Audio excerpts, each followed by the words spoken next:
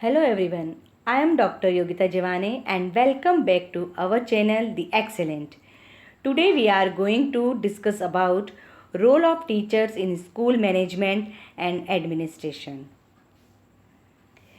स्वामी विवेकानंद जी ने शिक्षक के लिए बहुत अच्छी बात कही है कि सच्चा शिक्षक वह है जो तुरंत छात्र के स्तर तक नीचे आ सकता है, अपनी आत्मा को छात्रों की आत्मा में स्थानांतरित कर सकता है और अपने दिमाग के माध्यम से समझ सकता है कि ऐसा शिक्षक वास्तव में सिखा और सीख सकता है। अब हम इंट्रोडक्शन की बात करेंगे कि किसी भी शैक्षिक संस्थान में शिक्षक का स्थान एवं भूमिका अत्यंत महत्वपूर्ण होती है। भूमिका की उत्पत्ति मूलतः समाजशास्त्र से हुई है। भूमिका से ही संबंधों का प्रारूप निश्चित होता है। शैक्षिक संस्थान में शिक्षक की भूमिका दार्शनिक, मित्र और निर्देशन की होती है। शैक्षिक संस्थान की कार्यप्रणाली में शिक्षक को अपनी महत्वपूर्ण भूमिका के अतिरिक्त संस्थान के प्रशासन एवं प्रबंधन में भी प्रधानाध्यापक का सहयोग करना होता है, क्योंकि शैक्षिक संस्थान में प्रधानाध्यापक के इतने दायित्व एवं कर्तव्य होते हैं कि उन्हें अपने शिक्षकों के प्रति बहुत सारे कर्तव्यों को भी निभाना पड़ता है।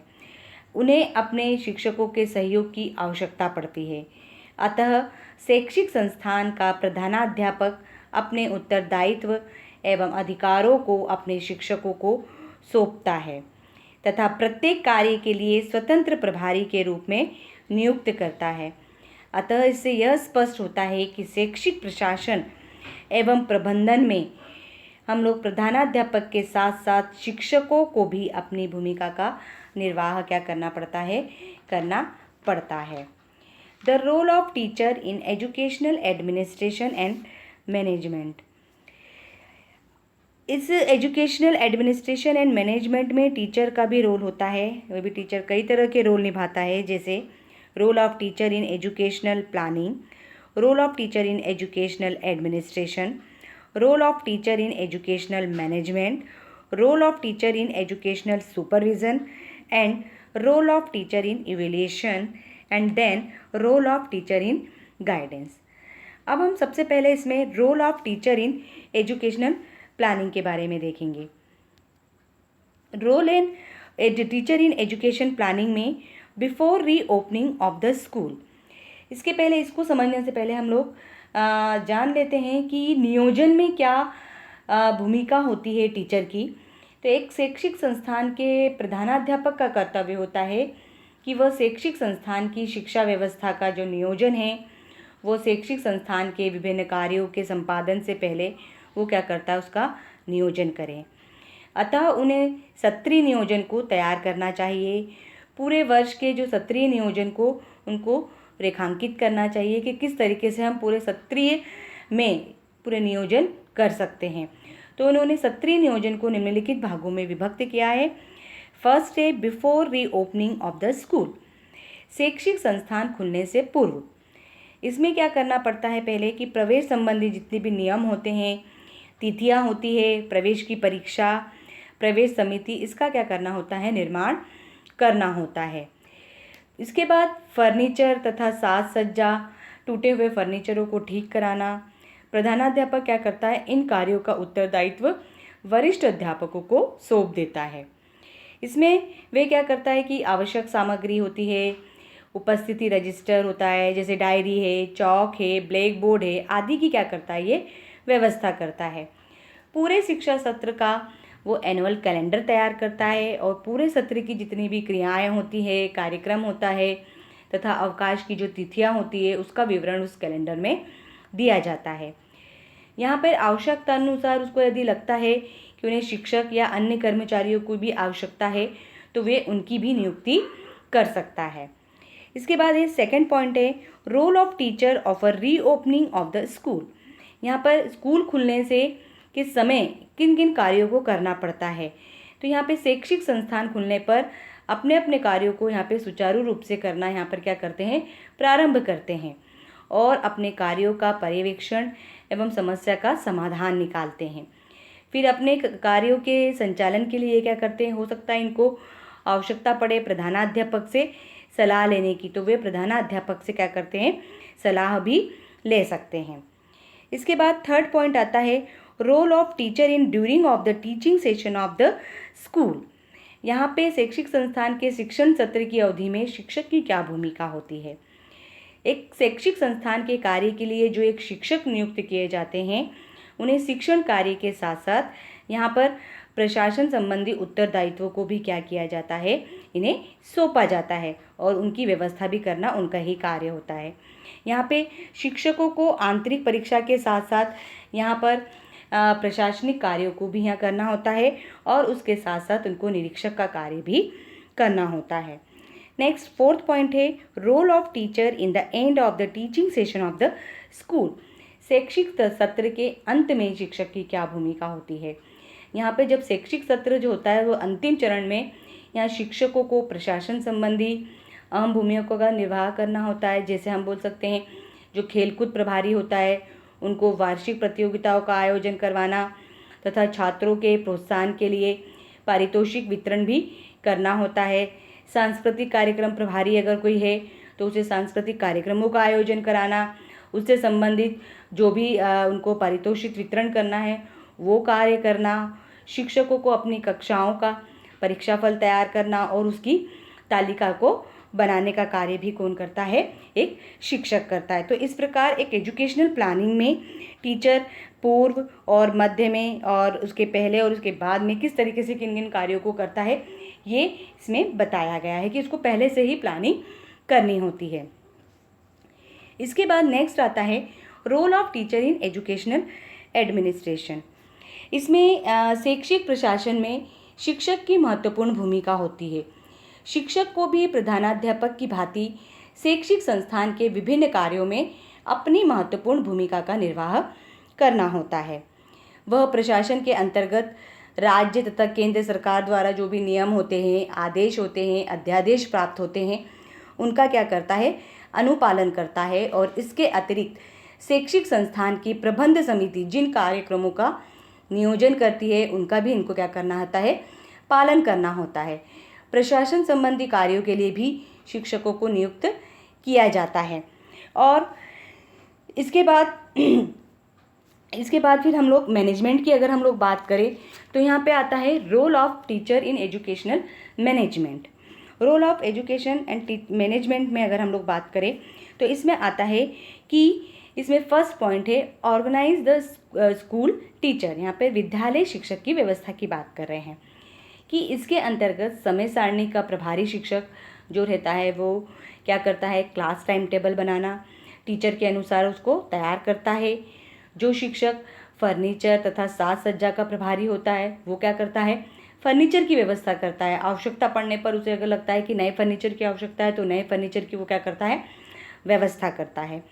प्रयोगशाला की व्यवस्था करता है, लाइब्रेरी, स्पोर्ट्स आदि सब इसके प्रभारी होते हैं। वो अपने अपने अनुसार विद्यालय में उनकी आवश्यकता के अनुसार वो क्या करते हैं, उसकी व्यवस्था करते हैं। सेकेंड पॉइंट है मैनेजमेंट का ही कि ऑर्गेनाइज द इंस्ट्रक्शनल वर्क। यहाँ पर अनुदेशात्मक कार्य की व्यवस्था भी करते हैं। इनके जो प्रभारी होते हैं वो पाठ्यक्रम से संबंधित जो भी साधन हैं, जो सुविधाएं हैं वो विद्यालय में उसकी व्यवस्था करते हैं। उससे संबंधित शिक्षक या विषय विशेषज्ञों की भी व्यवस्था करते हैं ताकि वो उससे लाभान्वित हो सके। थर्ड पॉइंट है ऑर्गेनाइज द अदर एक्टिविटीज़। जो शिक्षक सांस्कृतिक कार्यक्रमों का प्रभारी होता है वह क्या करता है कि वो सामाजिक सांस्कृतिक गतिविधियों का आयोजन करता है, उनसे संबंधित साधनों की क्या करता है, व्यवस्था करता है।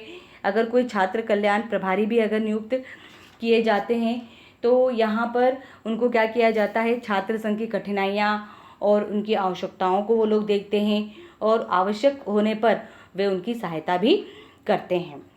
इसके बाद नेक्स्ट पॉइंट है ऑफिस अरेंजमेंट, कार्यालय संबंधी व्यवस्था।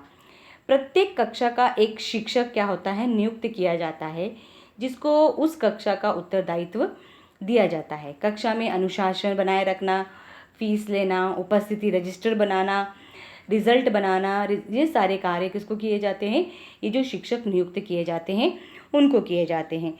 तो इस प्रकार role of teacher in educational management में organise the school teacher, instructional work, other activities का अरेंज करना, ऑफिस अरेंजमेंट करना, ये सारी चीज़ें इसके अंतर्गत की जाती है। इसके बाद है next, role of teacher in educational supervisor. इसमें शैक्षिक संस्थान की कार्यप्रणाली में पर्यवेक्षक का कार्य महत्वपूर्ण होता है। सभी कार्यों का समय समय पर सुपरविज़न करना होता है। इस हेतु प्राचार्य प्रभारी नियुक्त करते हैं। उन्हें अधिकार भी दिया जाता है कि वे अपने अपने कार्यों के संचालन के साथ उनका सुपरविज़न भी करें और कार्यप्रणाली को प्रभावी बनाने का प्रयास भी यहाँ पर करें। यहाँ पर जैसे हम बोल सकते हैं कि कोई छात्रावास प्रभारी की भूमिका होती है, तो वे क्या करते हैं, छात्रावास संबंधी सभी कार्यों और अनुशासन को यहाँ पर क्या करते हैं, बनाए रखने के लिए छात्रावास का भी परीक्षण भी करते हैं। अगर कोई केश से रिलेटेड चीज़ें हैं तो केश से रिलेटेड कार्य भी क्या करते हैं केश बुक बनाने का कार्य करते हैं। जैसे डेली की केश बुक बनाई जाती है तो उसका पूरा ब्यौरा यहाँ पर रखा जाता है।